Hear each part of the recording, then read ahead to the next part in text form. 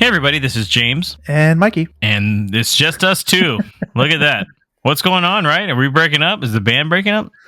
It's been a while, right? We've had these secret episodes, and I mean, at this point, I don't think the Bill's been an episode for almost 2 months, so good times. Anyways, this is the Movie Pals podcast, or what remains of it, and today we have a double feature where we will be reviewing 2 films that just released. We were supposed to have a lot of input on this one, but it's just me and Mikey now, so it's going to be Gladiator II and Wicked. Without further ado, let's jump into Gladiator II. I own you now. But whose head could I give you to satisfy your fury? The general will do. Rome has taken everything from me. But I will have my vengeance. There is plenty of pain waiting for you in the next life. I don't know why you are so greedy for it in this one. Your Majesties. This is your gladiator. It is. I have the trust of the Emperor. It will clear my path to the throne. You will be my instrument. I will never be your instrument in this life or the next. So Gladiator II, sitting at a 71% on Rotten Tomatoes. After his home is conquered by the tyrannical emperors who now lead Rome, Lucius is forced to enter the Colosseum and must look to his past to find strength to return the glory of Rome to its people. Directed by Ridley Scott, who also most recently directed Napoleon in 2023, House of Gucci in 2021, The Last Duel in 2021, and All the Money in the World in 2017. This is written by David Scarpa, who also wrote Napoleon and also All the Money in the World, as well as The Day They Stood Still in 2008. This was just released on November 22nd, 2024 in theaters. On a budget of $250 million so far worldwide, it's made $220. So it looks like it is most likely going to get past that soonish from the sound of it. It's only been out a few days, so the fact that it's already doing this points in the right direction, and probably why they're even looking at possibly another sequel. This stars Paul Mescal as Lucius Verus Aurelius / Hanno. We'll talk about that in a bit. Pedro Pascal as General Acacius. Connie Nielsen returns as Lucilia. Denzel Washington is Macrinus. Joseph Quinn is Emperor Geta. Fred Hechinger is Emperor Caracalla. Derek Jacobi is Senator Gracchus, who returns from the first film as well. And Alexander Karim is Ravi. So, Mikey, let's talk about it. Let's jump right into it first with the original film. I know you rewatched it before the movie, because we saw this movie together. What's your thoughts of the first one? What's your history of the first movie? The first original Gladiator came out in 2000. So I remember seeing it in the theaters. Okay. And since then, I've probably seen it like once or twice, but it's been a while since I saw it. I picked it up on 4K and I watched it about 5 days before the new one came out. Gave it a little time to breathe, and it's a fantastic movie. That's the way to do it. Yeah. I forgot how good the movie was. It's Yeah. fantastic. Everything is good about it. So it's what you expect from a epic action movie. You can't really ask for too much more. Yeah, I did the same thing. I bought that little dual pack, Gladiator and Braveheart combo, which is kind of weird for me, but it's like, these 2 films, I guess historical, quote unquote historical movies, right? And I saw it in theaters too. My dad took my brother and I to see it originally, and I thought even back in the day it was like my favorite movie. I remember just seeing it. I was like, this is the most epic fucking thing I've ever seen. And like I said, I told you previously too, that was one of our first DVDs. I think we too was Gladiator. We watched it a few times, but I hadn't seen it probably in like 20 years, probably. Yeah, it's been something like that. I just remember it being really good, and truly, it did not disappoint. The only thing that threw me off of it, I didn't realize I'd watched the director's cut version of it, or not director's cut, extended cut version of it, which I'd never seen before, and I did notice a few added scenes to it.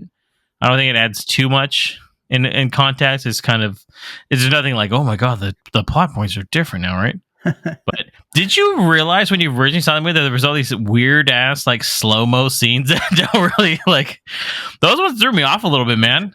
Zack Snyder style?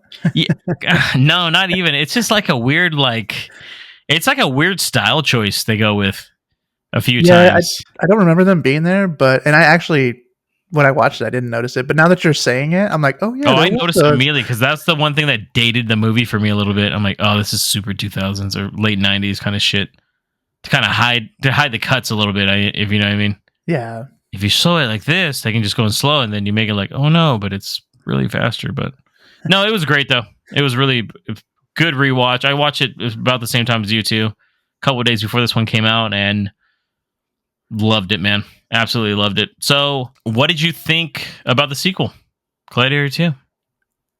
I liked it. I mean, it's not as good as the first one, but I did like it. I feel like they kind of took a little bit out of the main character, out of Hano's character. They took a little bit away from him, and like Denzel's character kind of took a little bit like a half, like big role.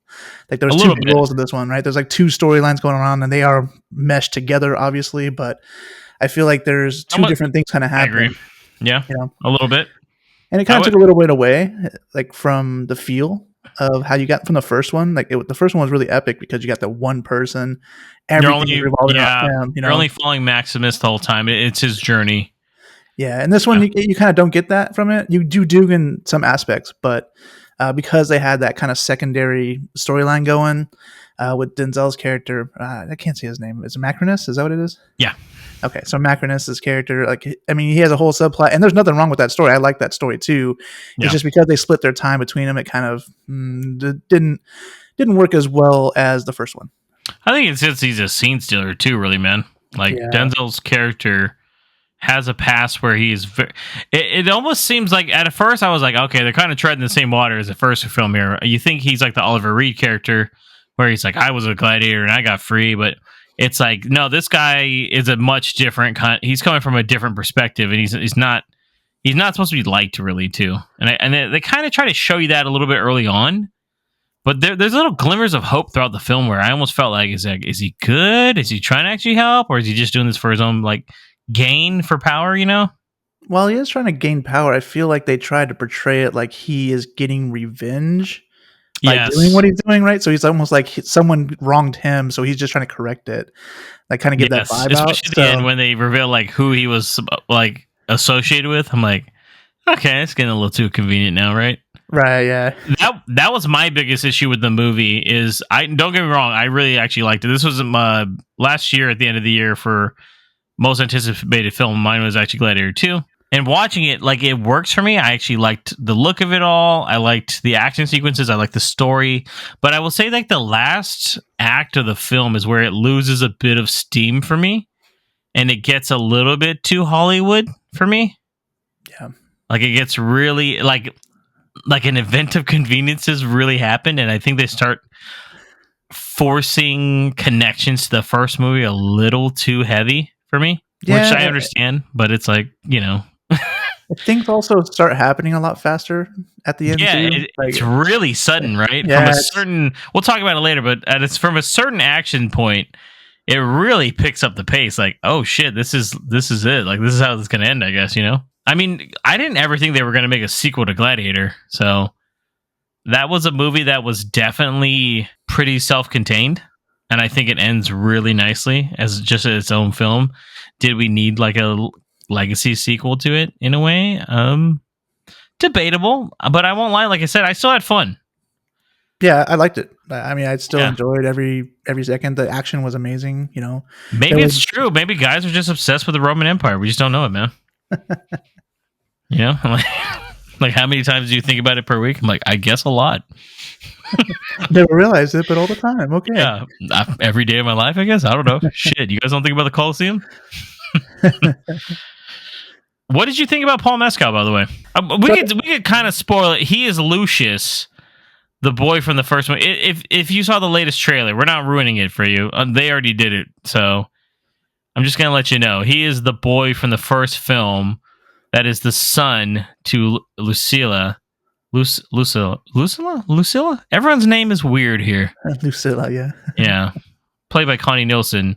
And it's revealed that Maximus was the father to Lucius the whole time. That is one of the connections that is a little strange, I think, because they kind of backtrack a bit. But it does make sense because in the first movie, they do hint that they had a romance before. And their sons are about the same age, meaning like if he was with her, he left her at a certain point and got with his wife, right? So it makes sense. So in a way, you can see it that way, but they definitely lean into it a bit heavy. But does that take away from the first film a little bit though? Because like he's sitting there like avenging his son and wife, right? Mhm. And he's and this connection that he has with them, Meanwhile, and he then had a baby the whole yeah, and time then right there. he's a someone's baby daddy over here. I Like, wasn't aware though. Apparently, I mean, still though, that still takes away a little bit of like the passion that he had for his wife it and does, kid. but it also does. I think it adds a little bit to like why he maybe felt a little connected to Lucius, and then at the end she's doing all this stuff to protect him from the Emperor, right? Yeah, and then they talk about more of that in this one too. So yeah, I thought his background was kind of nuts. Like it's like his mom had him leave because she knew as soon as Maximus died, people would be gunning for her family because she was the last heir. He was the last heir to the throne. And he goes off and lives with basically like some randos, gets lost in the desert, and then just ends up in some city, just lives his life out there pretty much. Like, yeah. I mean, he's okay. almost like a general or something like that. Not a general maybe, but like a leader of like the army over there too. So he like worked his way up to like pretty Yeah. high up. A lot of people have said like Paul Mescal's like miscast in this. I don't believe in that. I thought he does a really good job, man. I like him a lot. He is a very kind of like screen presence that I think works for this movie. Don't get me wrong, it's not as good as Russell Crowe. I agree with you, but it works. It works for what he's got to do, and he has like it's like a mix almost, right? Like there's scenes where it's very dramatic with him, with his mom. He's trying to kind of like he's ran away from that past, you know. But then there's a lot of scenes where he's actually kind of funny, which is kind of fun, cool. Like he seems like he's in such a shitty situation, but it's kind of like, well, you know, he has little quirks and stuff like that. Yeah, and he He's does like a good job always in all those different roles too. I feel like they try to do too much with the character. He is spread a little thin. I'll admit, yeah. So, but he does a good job as well as he can with what he's given. I think. I don't think he's miscast. I think he did as well as anybody could. You know, as far as what they were looking for, I guess. In terms of there were a couple things here. Like he's mad at his mom for a little while, and But like he gets over it pretty quick, right? yeah, it's just like Yes. instantly. There's okay, I guess I'm over that. Some events happen. He sees the Max's armor. Then he's just like, "I love you again." Yeah, it's and there's a lot of those type of things that happen, not just with him and his mom, but like with other characters. Like same thing with some of the other characters. I don't want to spoil stuff because I'm sure we'll talk about it later on. I think that really goes with the whole point of like he is supposed to be the main character, but he does kind of take a sidestep to a lot of other characters, right? Yeah. Which I would have wanted more, truthfully. I kind of was like, okay, is this his destiny? Is he supposed to like, because he's technically a prince of Rome, right? And and it's crazy how it's just weird we have a sequel to Gladiator 24 years later. But I mean, we're rolling with it, man, Yeah, because I think if maybe they took out, like, let's say they took out Denzel's whole side story, right? And they just kind of fleshed out his story by itself, would that have been too close to the original? I think so. I think that's why they didn't do it, because it's just a repeat. It is a true like legacy. It's almost a legacy reboot at that point, right? Right. So I think they try to do the same canon, but it's like a different guy that becomes a gladiator. But he also is connected to Maximus. Everyone else is actually technically connected to him too. So, by the way, Pedro Pascal, right, dude? I really liked his character in this, man. Oh man, Cassius? Yeah, Cassius was really good, and you can see the fight inside, like internal struggle he is having with what he has to do. Dude, he looks really good in this movie too. Like the way he's talking about, like, oh, for the glory of Rome, and there's a sequence between him and Lucius later. I was like, this is awesome. Yeah, it's great. Yeah, every scene he did, it was kind of like what you were saying with Denzel. Yeah, he's a minor character, but every scene he's in is good. It's really good. I actually wish we had more of him in this movie. Yeah. I would have traded him a little bit more. But once again, I get it. He's only really a side character. Yep. But awesome every single time, man, in that movie. So what about Connie Nielsen coming back? She's like seeing her. She's the same character. Connected to Pedro Pascal's character, by the way. Once again. Yeah. Very small universe, right? Oh, wait a minute. That's his wife? Wait, huh? So She feels the same as she did in the first one. I feel like she feels the same role. Yeah, and she feels like the same character. 16 does. years later or whatever. So yeah, I think she did a good job. That's supposed to be taking place 16 years later. Yeah, And then the emperors, I actually really liked, especially Joseph Quinn. He's the one that I noticed, I recognize the most. Famous from Stranger Things. He is about to actually be in with Pedro Pascal in the Fantastic Four as well. So it's been kind of weird where they're like, "I'll talk to you later. We'll be friends." And then Fred Heckinger. I've never really seen him in anything. At least I don't think I have. So I love how these are like the Roman equivalent to like, just like, dude, we got some like wrong people in the wrong positions just because of their family ties. It's Joffrey all over again, right? In a way, like they're obviously not all stable. Emperor Geta, played by Joseph Quinn, is definitely the one that's, you can tell he's a little over the top with the violence. He's just wants to keep conquering. He doesn't care about what's going on with the people. It's funny too because like he thinks he can talk to the gods, and he's like, oh, and they're wearing makeup to cover up. I think they're like sickly. That's why I think that's what they're trying to get at, right? Is that what it's for? I thought that was just like a normal thing that they did. I don't know. Like the whole emperor thing. Obviously, one of the emperors is like definitely not all there. The other guy. Oh yeah. I mean, he had a monkey, and he's like part of the Senate, right? Yeah.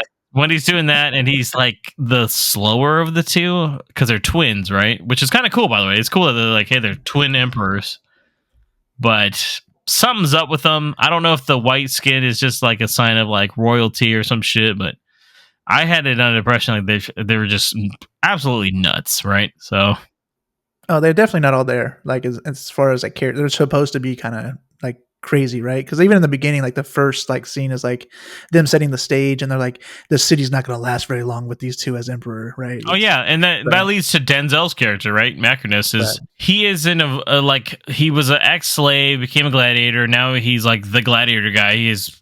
He owns a ton of gladiators, right? And that's how he buys Lucius after seeing him fight some fucking monkeys, actually, which is random.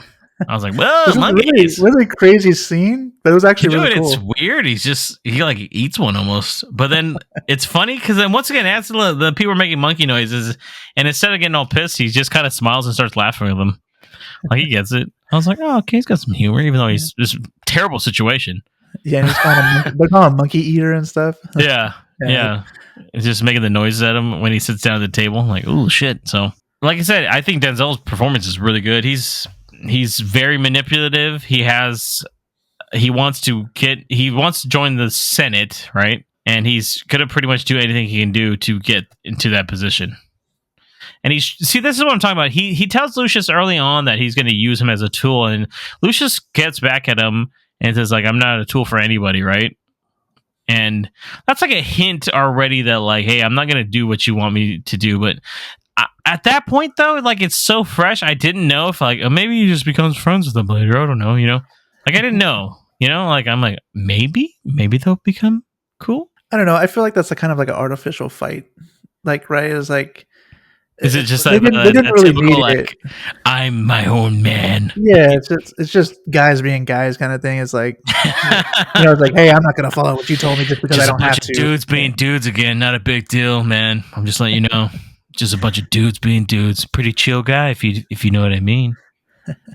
It was cool though. Like I thought the plot differentiates itself enough, right, from the first one. Don't get me wrong. It's similar in a way. It's about a guy that is somewhat captured, sold into slavery, becomes a gladiator, and then frees Rome by the right. Realistically, right? Technically, right? Yeah. Pretty close.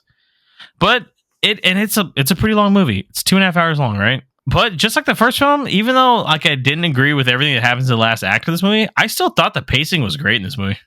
Yeah, I didn't get bored. Like Not for a once. 2.5 hour movie, it was really packed with. See, stuff. look at that's what really Scott. He's like, they're ready for the 4-hour cut now. They're ready. They've learned.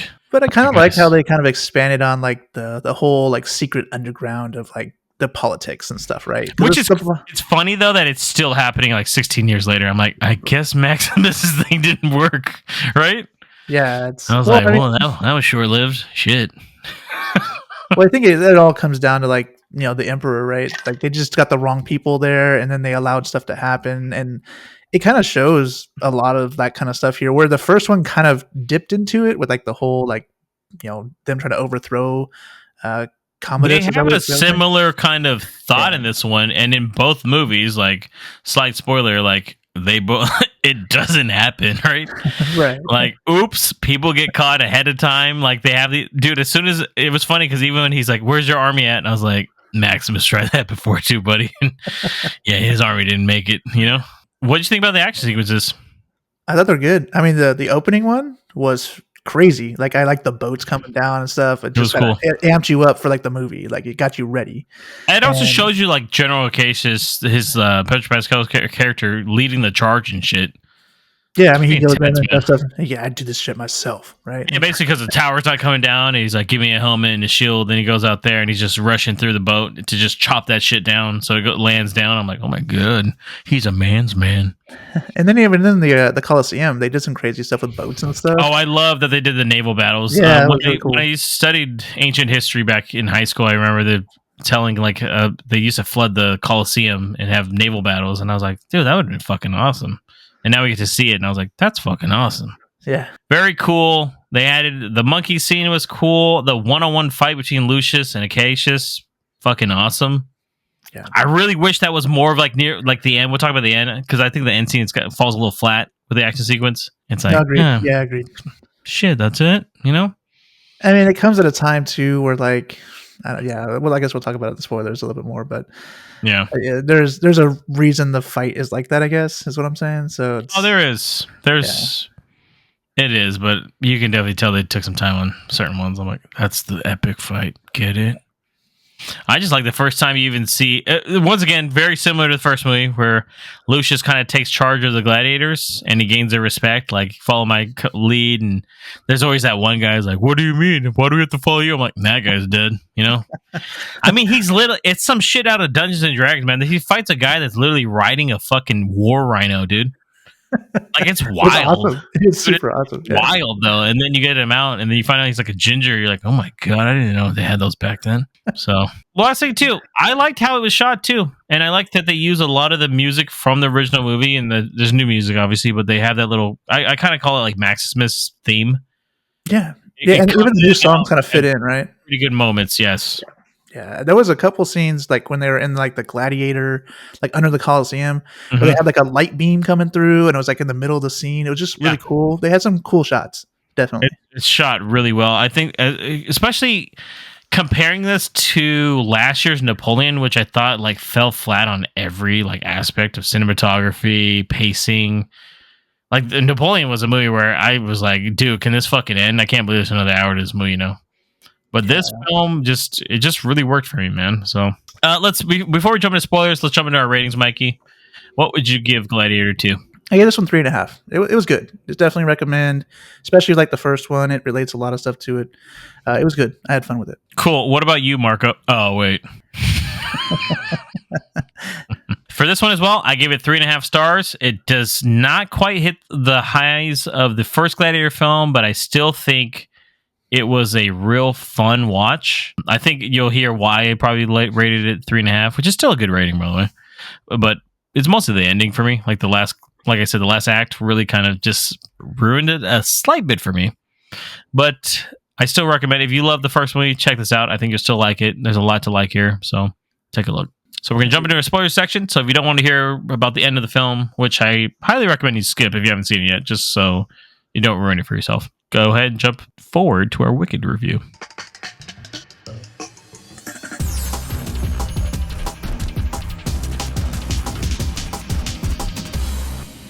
So with spoilers here, Mikey, though. Okay, so Macrinus just taking charge. He basically helps, or he manipulates Emperor Caracalla to get in his head that Emperor Geta is basically like, oh, he's going to turn on you and tell the people that like it was your fault. Because after the death of General Acacius, the city is in like an uproar. Because Lucius brings it up like, hey, if they can kill like Rome's greatest person, what does that mean about you? And everyone's like, fuck, he's right.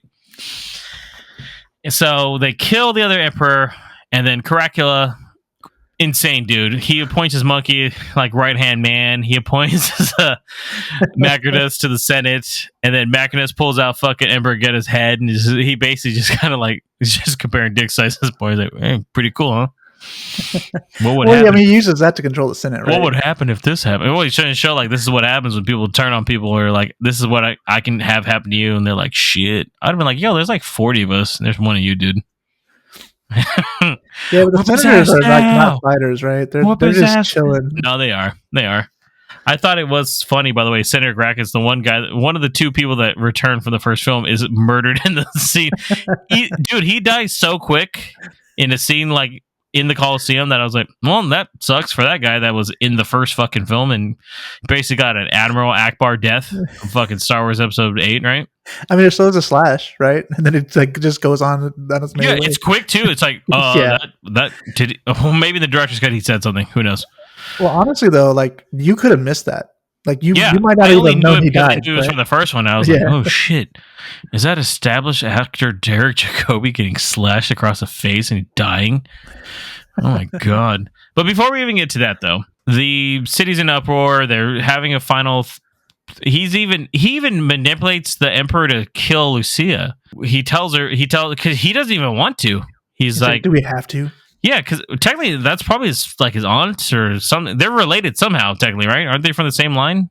They got to be somewhere in the Something same like blood, that, right? Yeah. I'm like, okay, so he was like, and then Macronus, I thought this is when you really start seeing it. He's evil as fuck. He's like, we have to get rid of her. The people are never going to respect you until you do it. And then I was like, he's basically doing this so he can turn the people on him, and he thinks it's going to be a quick one because Lucius goes into the Coliseum as like defending his mom and the other senators that were captured and during the kind of coup, I guess, right? But didn't know that Lucius freed all the other gladiators, and it's just like it's fucking the scene from Star Wars Episode 2, Attack of the Clones. Fucking Geonosis, and when the Jedi show up, like, oh shit. This scene is almost where I was like, there's too much going on. It's insane how much is going on. We don't get enough time for it to emotionally sit. This is what kind of rubbed me the wrong way. Macronus pulls out a bow, kills Lucius's mom right when he's about to free her, right? I thought he was going to shoot him for a second. I was like, is he going to take the shot? Kills her off. You don't get a lot between them at that point. I didn't really feel like the mother-son relationship. I feel like it could have really... They could have done something with that. I wanted a lot more drama out of that. I wanted a little bit more... Like, I forgive you for what happened. You know what I mean? Does that make sense? Kind of like, Yeah, I think Lucilla should have lived, and Yes. then the whole like mourning piece at the end could have been to his wife, and it would still have the same kind of ending, right? I mean, he just sees his wife instead of Lucilla, and then Lucilla is still alive. I think that would have been a lot better, of an ending than what we got. And everything happens so fast, like you said, you really don't have a way to like emotionally connect yourself to anything that happens at the last, no, it's like a 30 really minutes. big miss. I'm like, oh. No. Even then, he even kills the other emperor by putting like a big ass needle in his ear. Yeah. Just kills his ass. And even then, I was like, would have wanted a little more out of that. Just a little more.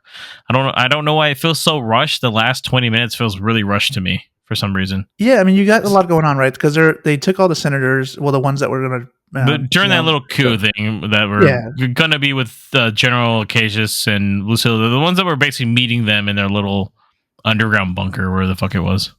Yeah, so you have Acacius, and then you have the senators, you have Lucilla, all dying in like the last 20 minutes, right? And it's Pretty all quick, right? It's all quick. And then while that's all happening, while they're all in the arena and they're doing all that, while that's happening, the army's coming because Ravi, medic guy that has befriended Lucius, that gave him the keys, by the way, to free the other gladiators. But not only that, is like Macronus is doing all the stuff you just talked about, right? He's killing the senator, or not the senator, he's the doing emperor. that. Yep. He's like getting out of town. We got the army coming in. There's just so much stuff happening at that last But then section. it's almost like a red herring, though. Like they're tricking you out. Like, oh, there's gonna be this epic fucking battle between the two armies. But it's like, no, they're gonna let Macronus and Lucius fight in a fight that, I get it. Like, it's not supposed to be as epic as the fight between Lucius and General Cassius, right? Like that's the fight. If you're gonna watch a fight in this movie, right? Yeah. Between two people, like 1-on-1. I mean, not to mention, Cassius kills like 5 honor guards, like by himself. Like, Jesus Christ, right? I think it's like, because we keep on throughout the film, Lucius keeps having these visions where he is seeing, like, I'm assuming, I don't know if it's like the river Styx, right, or something, and he's seeing death, and he's taking like his wife across the river, and it's supposed to be like. But then who tells him? So doesn't Robbie tell him like it's not always actually a bad sign if someone that happens? I can tell that can also mean like you're letting go of something. Yeah, there's a difference of culture, right? Like yeah, exactly. He's like it's not always a bad thing what you're seeing, and he's flashing in and out. It's to show you that like he's near death, I think, because he is. I mean, seemingly being drowned at the end, almost right by Macronus in the little river or the little creek. I don't really know. It's not really much. And then it's funny because like. Maximus's armor is what saves him, actually. Because, or maybe just Denzel's hella weak. I don't know. But Macronus is trying to stab him, and it's I thought that was kind of symbolic. Like the armor with the horses that he really liked as a kid is the thing that saves his life, right? And it's just clanging off. Apparently, Max's armor was like really good. Like really good. Like, well, I guess the only way he really was going to die in the first one is if someone stabbed him in the fucking back before they fought him, right? No wonder he was a good gladiator, right? I was like, holy shit, his armor is like plus 100. What the fuck, dude? So, and then it is cool that he chops his fucking hand off, though. Yeah. That was fucking dope, man. And he just pops up, boom, and then boom. I was like, and now he's dead. I know they kind of lean towards it, but do they actually say that Macronus was a gladiator? Yeah, because he says he was a slave. Oh, sorry, we skipped it. He was a slave to Emperor Aurelius. That was his personal slave, and then he became. I don't know. I don't know. Was he a gladiator? They never actually say he was. I mean, it's assumed. I think, but I don't think he was. I think he brings it up that he was a gladiator, and that's how he got his freedom. Okay. Because that makes sense. Because if he was a slave, his slave badge was on his chest, though, which we didn't see. Whoa, right?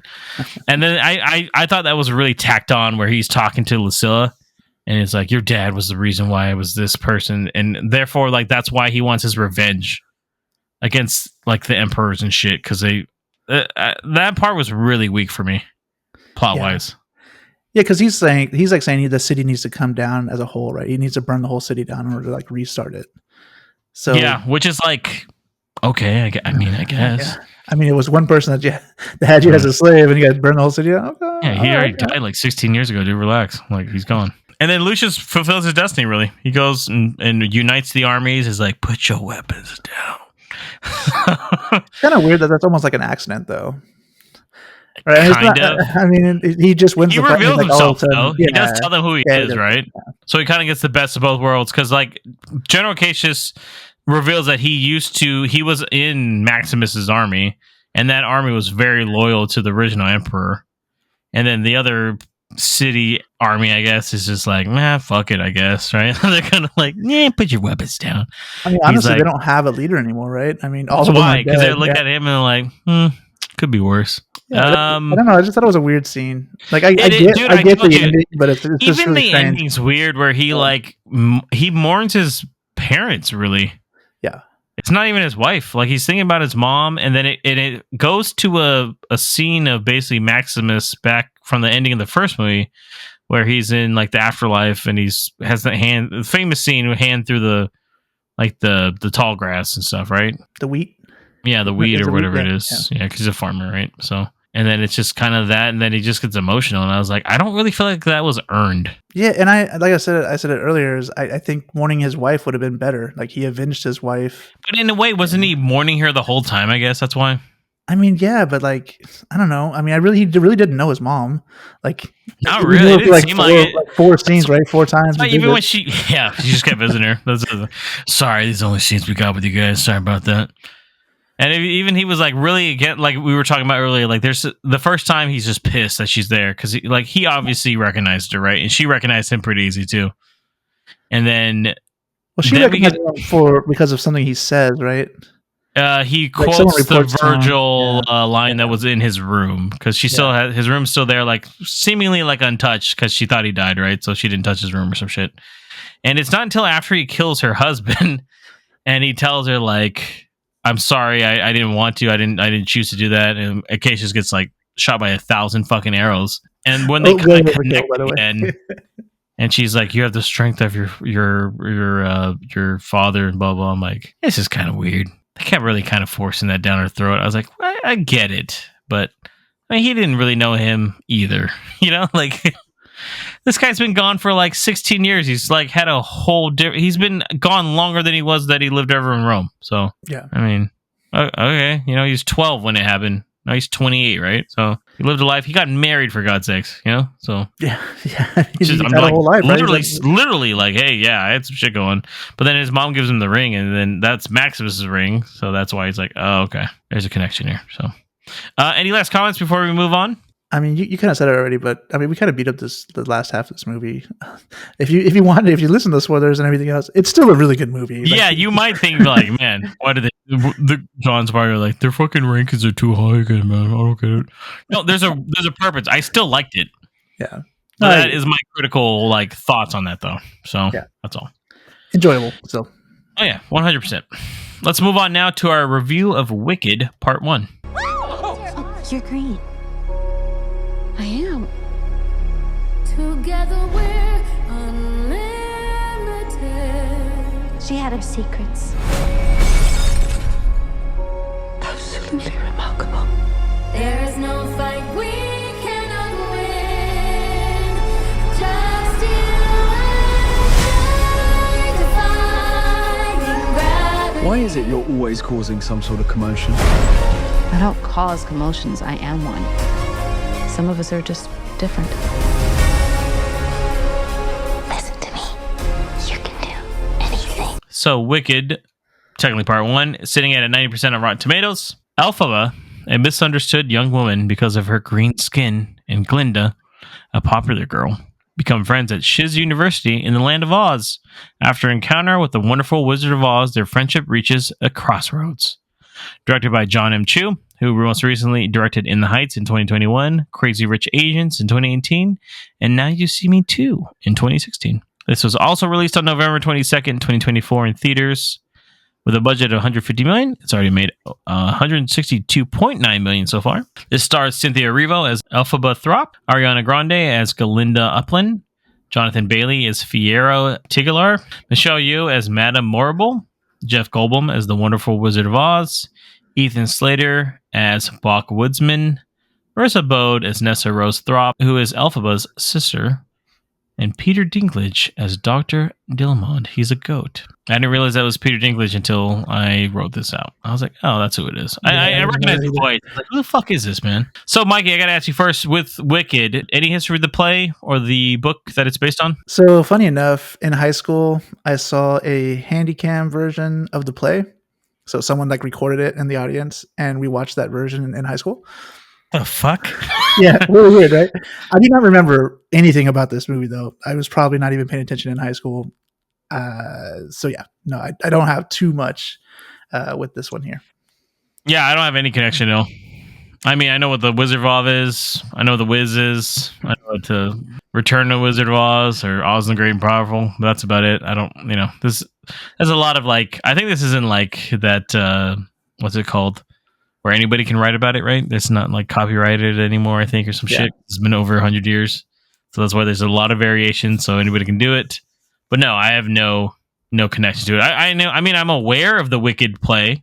Obviously, that was the one that was more popular, and especially back when it first came out. But yeah, it's a pretty big hit, though, right? As far as the play goes. Oh yeah. It's a huge hit. What did you think of Wicked, though, Mikey? We got to see an early Amazon Prime screening on it on the Monday before, so that's why we could definitely have done this podcast way earlier if I'd known it was just us two doing it. But what do you think? Huh? What about you, big guy? Huh? Did you like? You like Wicked? I thought it was good. There's a lot of things I didn't like about this one. But do you like musicals though? I normally don't mind them. I watch them when they pop up here. I don't avoid them. There is something about them normally that there are ways that they can bug me. This one is a little over the top. I know it's meant to be that way. It is. But the acting is way over the top. Every single character except for Elphaba, I believe, is kind of over the top. And it just got to me in this one. I'm not sure if it was just that much more than the other ones I've watched recently as far as musical goes. But for whatever reason, it was taking me out of this one here. It was just too much to take in. Still a good movie. The performances are great, especially the musical performances. I thought all the musical and the dancing and everything like that were fantastic. The visuals were really cool in this one. I thought it really kind of fit into the world of Oz. You really kind of fit everything in there. I mean, they did a really good job with that. Yeah. So there was a lot to like about this, and I didn't dislike the movie as a whole, but there was a lot of things that kind of annoyed me. Just the whole over the top acting and like the You're like, what the niceness, fuck? right, of everybody. It just got fuck? to be. I mean, a it bit is the much. Land of Oz where they kind of does that. I That's see what I'm that saying. didn't, that I didn't know it's bother meant to me. be. Yeah. What bothered me is that the movie's fucking 2 hours and 40 minutes long, and for the love of, from what I understand, the entire stage production itself, parts 1 and 2. There's no parts 1 and 2. It's just the play is 2 hours and 45 minutes with a 15-minute intermission, right? So they definitely extended a lot of scenes here to kind of get you into the characters, but I liked it overall. I thought Cynthia Erivo, even though she's like a drama queen in real life, but I mean, hey, who cares? Yeah. Her and Ariana Grande worked really well together. Ariana Grande, annoying as hell in this movie, but like she's supposed to be. Yeah. She kind of changes by the end, which I liked. I was actually really the most impressed with her because I didn't think I was going to like her character because at first I was like, oh, what the fuck is this, right? And I thought it was supposed to be like, oh, she's really trying to be like the Glinda from the fucking Oz movie where she's like high-pitched voice and hella fucking weird. But then you really do see a little bit more of like the realistic side of it, like what could possibly happen. And obviously, there's a different take on the whole Wizard of Oz kind of story, and I liked it. It's very cynical in a way. It has a lot of. I wouldn't say I wasn't like a huge fan of the music. Like, there's a few that I recognize. I didn't realize that. I was like, oh, it's from this, I guess, But for the most part, like, it works. Everybody sings really well. It's really colorful. It's very fantastical. There's really good effects. It's just the pacing of it just a little too long for my taste for a musical. There's a few numbers that I was like, all right, I got it. You can just get out of that goddamn school now, right?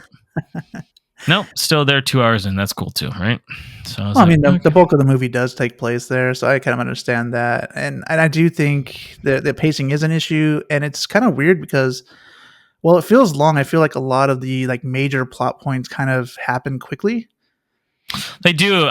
Once again, another movie where the last act really kind of just gets you through it, right? Like, oh shit, that was quick.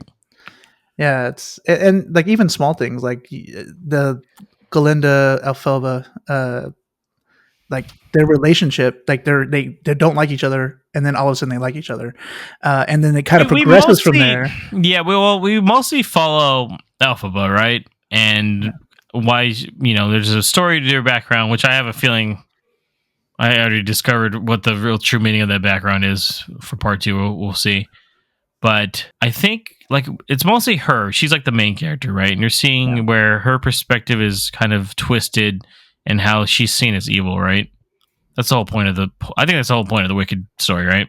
For the most part. I mean, she's not even, at least at the beginning of the movie, she's not even seen as wicked yet. It's just misunderstood, I guess, because she's green. It's weird.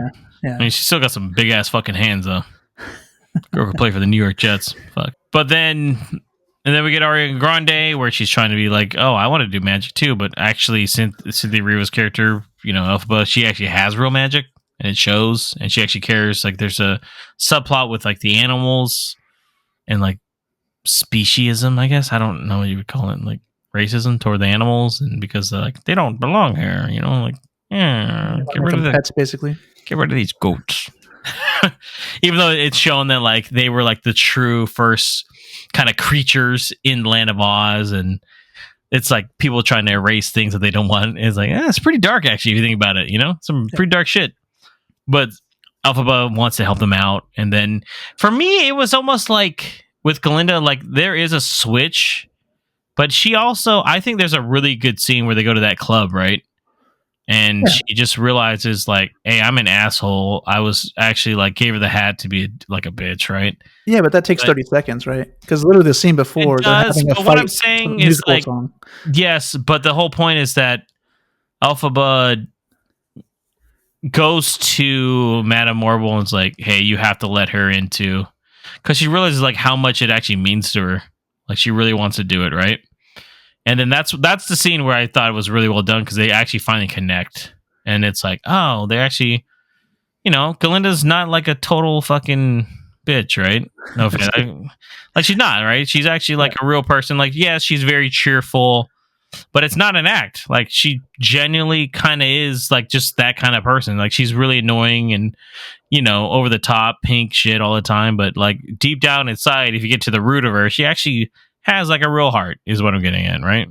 Yeah, and that scene is really good. And also it's like you see a turning point because she caused some of the laughter and like the yes, and the she stuff feels that happened, bad and she finally, 'cause feels she's like, bad. Yeah, shit, so it it's really me. kind of shows another side, like you were saying. So it's real good.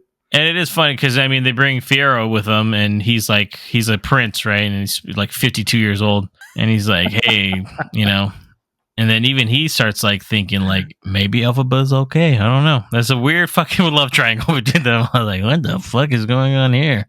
It's kind of nice because, or not nice, but it's kind of funny that Glinda like not even aware that it's even happening most of the movie. Yeah, she's kind of like the comedic relief. Yeah, right. She's just like, I don't know, he's acting weird, right? It's kind of I'll admit it. Ariana did a pretty good job. It impressed me. I won't lie. Because at first I was like, oh fuck, I thought they just got her because big name added to the movie. More people will see it, right? Obviously, she's gonna, she interviews well, just promoting the shit out of this thing. But I liked how their relationship started. It's very tenuptuous. She has to share a room. That they, like you said, there is a whole song between them. Goes on way too fucking long, but then they become really good friends, and then they, by the end of the film, it's very separate, like paths they're taking. That's what I'll say. and you can tell though it's like it's separate paths, but they're still friends. They still care about each other. Yeah, but they realize like I have to do this because of certain. It's almost like Elphaba's like I've been pushed in a way where I have to defend myself, right? And Glinda understands that she can't go with her. Literally knows like I can't go with you because like she doesn't have magic.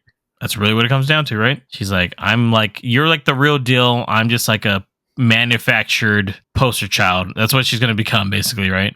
Like, I'm going to be like the fight for good, even though, like, deep down inside, just like Oz, like, everyone knows the story. It's not a spoiler. Like, he uses technology, basically, to kind of manipulate everyone. Especially if you've seen Oz and the Great and the Powerful, you know why, right?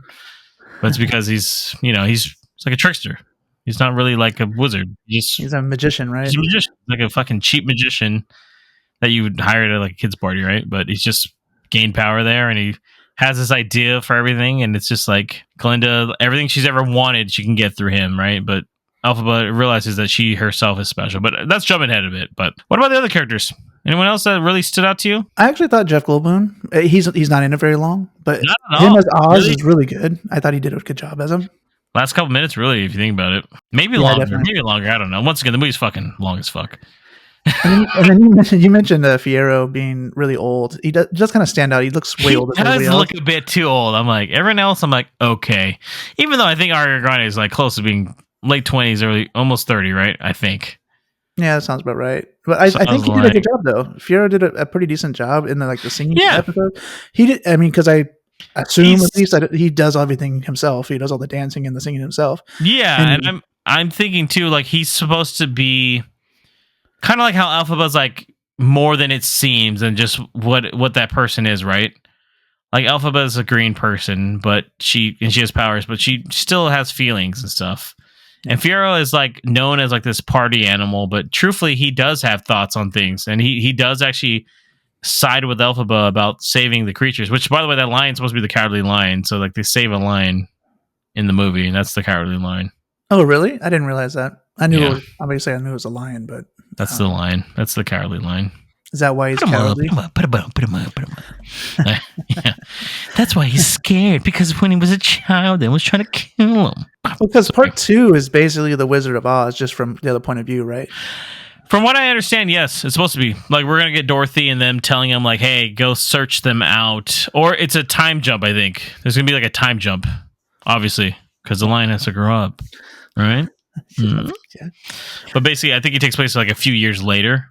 It makes sense. Leading up to it, and it shows you probably, I'm assuming, like Galinda becoming who she becomes, and Elphaba. I mean, that's jumping ahead a bit, but you know what I mean? Like, she's probably going to get them monkeys on her side, take over that dark castle. Then that map, by the way, they just kept showing it on the left side. I'm like, whose fucking castle is that? Whose random dark ass castle? No one's, huh? No one's. That's weird. I thought Michelle Yeoh was cool because she comes off as trying to help at first, but she's actually super with Oz, and we'll get to that in a second, how it's kind of revealed what the true intentions are. But Did you like how they kind of started it out with no offense? I mean, if you've never seen Wizard of Oz, sorry, it almost came out 100 fucking years ago. But basically, the death of Elphaba, right? Like she dies, and it's basically Galinda. Or sorry, see, it's weird. She goes by Galinda at first, but then changes her name to Glinda, which is the classic use of that name. So it's the same person. Galinda, same thing. She even makes fun of the goat at one point about it. Glinda. So, but anyways, Glinda is telling. This is basically her retelling the story of like. She's trying to at first say like, "Oh, we weren't friends," but then actually, maybe we knew each other a little more. To the past, right? It was interesting, is what I'm saying. Yeah, I don't know. I don't think they don't jump back to it enough, though. I thought they were going to keep going back to her. Yeah, the story. I was just, that's what I was thinking myself here. I was like, I don't think that part was needed because they never actually revisited it. I think it's needed only because it's showing you the end of the Wizard of Oz, right? The original one, to show you like. Do we need to see that though? I mean, yeah, we had a song there, but was it kinda needed? I don't think we really needed it. We could have jumped right into the story. I think maybe it's to show you it's like a tragic story. Like Elphaba is killed, right? We all know she dies because Dorothy throws a bucket of water on her, and they're basically just trying to show you like maybe she wasn't as bad as you think she was, and that's really and then they Tarantino it and they go back to fucking like let's see how we got to this point, right? Yeah, I guess it kind of shows the emotional side of Glinda. Because then you know, like she's dead. She doesn't make it, guys. I see what you're saying. It's cool. The connections. There's a lot of connections to Wizard of Oz. We got the monkeys. I really like the look of Emerald City. I thought that looked really cool. Yeah, it was nice. Yeah, it's really cool. Like visually wise, the movie looks really good. And the sets were really complex, really nice. The school's cool, right? The school's everything. Give me Harry Potter vibes. I'm not gonna lie to you. Yeah, the library with all with the rotating, it was crazy. Circular. It was really like. Don't go in with a headache because I was like, this is confusing me. My brain, you know? But yeah, very mystical. And they even use like words that are not even real words. They like make up their own words. They have like a slang, right? Yeah, I noticed that too. I was just like, I guess if you're really into this, you would know what they're talking about. But they're like, that's fantastic. They're close enough to like real. Yeah, they're like close enough to real words. You know what they mean and everything. So it wasn't too bad. It's imaginable. Yeah. Yeah. But it was cool though for the most part. Like a lot of it worked. Like I said, the music for me was the one thing that. But once again, you go for the music, I guess. And once again, I know you said you don't have an issue. I don't have an issue with musicals either. Apparently, I like them when they hit the right way. So yeah, I didn't like Mean Girls was terrible, for instance. So that was not a good one. Never saw it, but I mean, I love La La Land. I think that's like a modern day musical. That's really good. I love Phantom of the Opera. The Color Purple that just came out was really good. Yeah, that was a good one. Yeah. I was surprised by that one, man. So, yeah. I think that's definitely a movie that... And those are kind of more modern day ones, though. This is more of a classical Broadway one, though, I would say. Like, this is the type, like, okay, this is... There's a way that they're trying to get the point across for these films, and they did good. Like I said, overall, it was good. I thought the visual effects was really well done. Yeah, absolutely. And we talked about the visual effects were great. There's not per se like a lot of action in this movie, but when it does happen, I would say it's near the end of the film for the most part. It's done well. Yeah, and it's done really well. Chase scene and that was done. They had a few surprises. And visually stunning. There's, you see, if you ever had like a nightmare of like these flying monkeys, which a lot of people did back in the day, I guess. Hey, well, remember the scary episodes? This was Mikey's pick. It was Wizard of Oz. Yeah, I recall. The young Mikey would have been very frightened with this movie. I don't know, man. This is fucking crazy. I'm like, I think you need to redo what you look at, man. But it was definitely like overall still a really good movie. Is what I'm trying to get at. This is not something where I'm trying to say like, oh, because of the 2 hour and 40 minutes. But that if you are a fan of, I guess, of this musical or this storyline in general, which apparently there's quite a lot. I didn't realize how big this was. a lot of fans. I was like, holy shit. So like, that's really big. Obviously with the movie that it's made, the money's made already. Obviously, you've probably already seen the damn movie, but it wasn't bad. So let's rate it then, Mikey. Let's give it a rating. We'll jump into the last few little spoilers here. What would you rate Wicked? I gave this one a 3.5 as well. I know I said there was a lot of things that bothered me, but I think that's just this genre in general, and it just kind of poked me a little bit extra on this one. But the music I liked a lot. I liked the visuals a lot. You can't go wrong. The 2 main characters were fantastic, I think, as far as their given roles. So I definitely recommend this one, especially if you like musicals. If you don't, You might want to check it out, but maybe not. Maybe wait. Yeah, I don't know if a young kid would make it through this movie with just how long it is. It's so long. It is so long. Like, I can only imagine, like, if you do this in the second one back to back into the same, like, oh my god, right? Like, are you looking at a 5-hour, 6-hour movie almost? Like, oh my god, dude. But By the way, did they actually say this was a part 1? Like, I didn't even realize it was I knew it was a part 1 because I just knew that. But on the title screen, it says Wicked Part 1. Well, I saw that in the movie, but the posters don't say part 1. Apparently, like, some of the posters do materials. posters do say part 1. Apparently, maybe I just didn't see the right ones then. Okay, I almost felt like they were trying to hold it off to be like, "There's more," but I mean, I knew already there was 2 parts to it, so I'm like, okay. So I didn't know if that was supposed to be a secret or not, but I was like, they already filmed the shit back to back, so they're not gonna. For such a big one, I already knew they weren't gonna like. We're gonna wait to see if they does well enough, and then we'll do the second one. Like, no, they did the second one already. Yeah, I knew there was 2 parts. I just didn't see it in any of the promotional material that I remember. It up by a year though. Like the next one doesn't come out till November 2025, which is I think kind of a smart move. A lot of times they're not trying to rush it out. Like, and now this one will be out in 3 months. Yeah, I would give it 4 actually. I really like this one. So although I think it's just too long, once again, too long of a movie. I think the leads are great. I think it has. While not as catchy tunes as I would have liked, I think the music still is well done. The set pieces are great. Visual effects are awesome. So I'd highly recommend checking this one out. So we're going to jump into spoilers here. It's just the last couple little things. So if you want to hold off, just go to our outro. Listen to what we are possibly getting to next. Me, Mikey, I don't know. Maybe 2 other guys. I don't know. Who knows?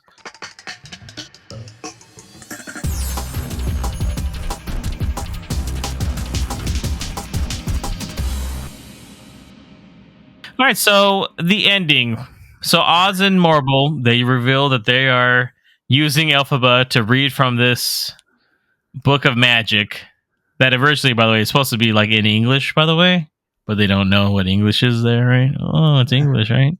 But they changed it a little bit.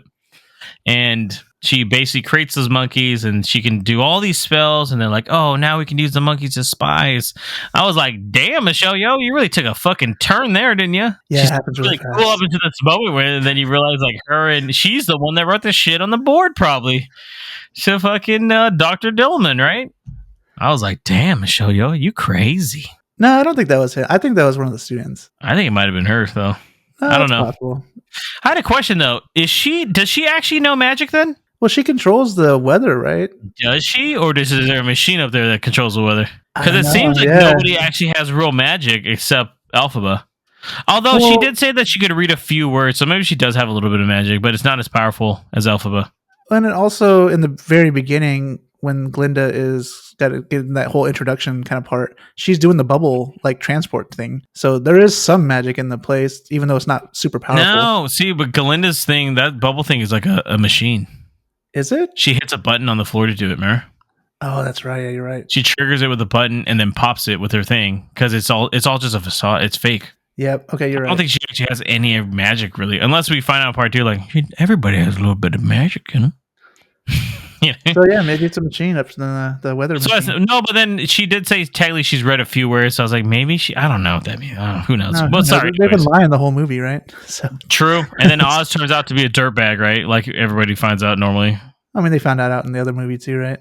Yeah, and they're like, "Oh no, he's not really magical." He's like, "I don't have that stuff," you know. I was like, "Oh shit." I mean, that wasn't a shock to me though.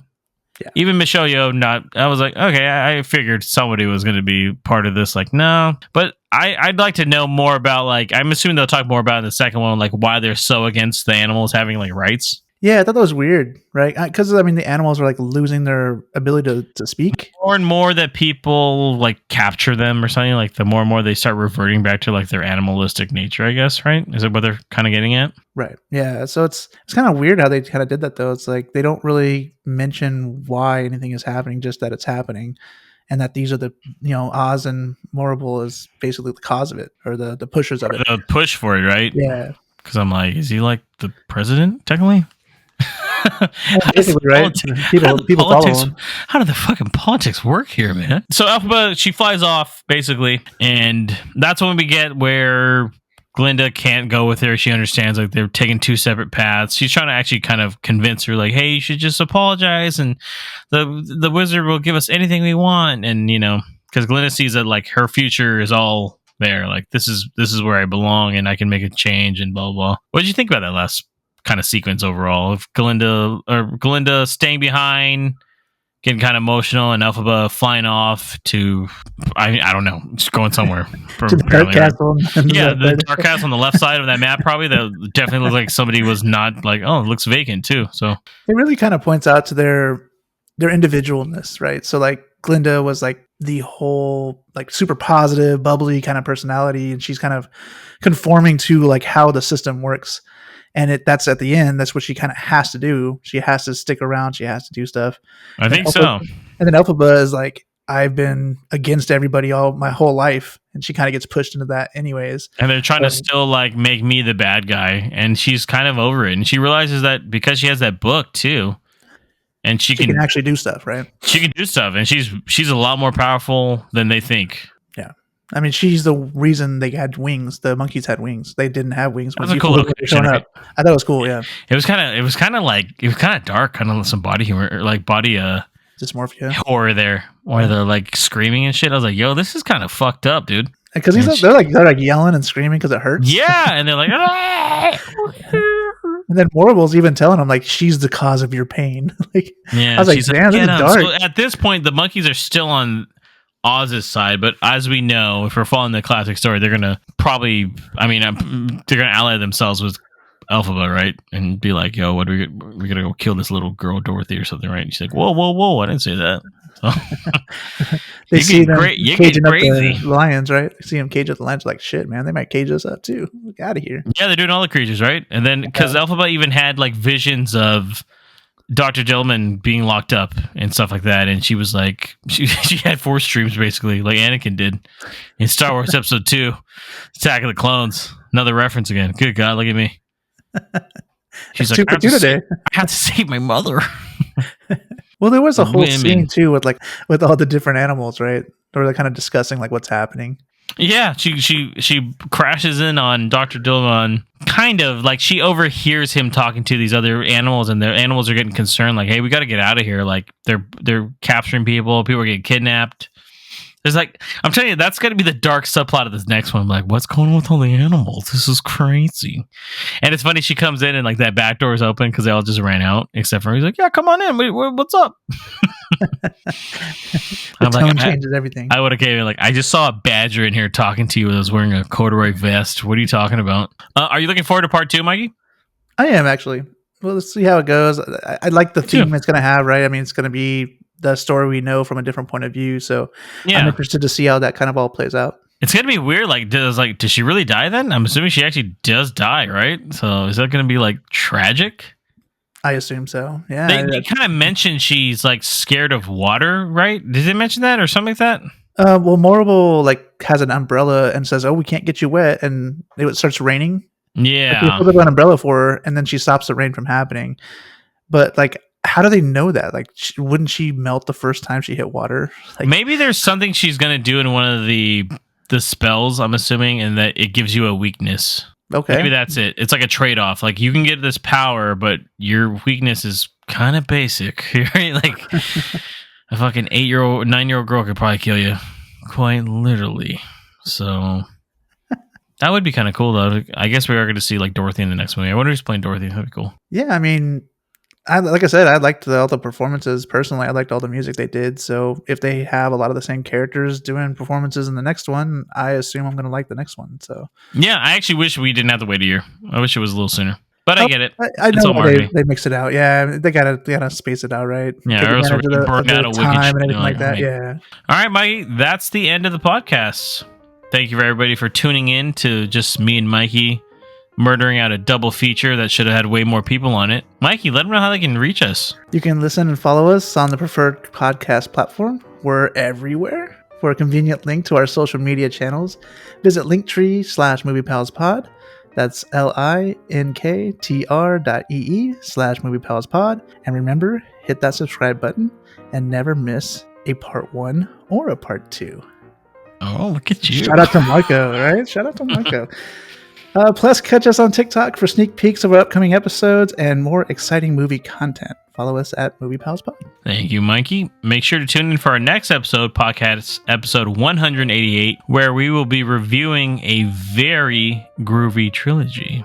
Just a little hint there. I won't say exactly, but if you know what I'm talking about, it's pretty easy to figure it out. Until next time, this is James. And Mikey. Yep, that's it. It's just us two. So maybe next time we'll have more people, right? So anyways, have a good one.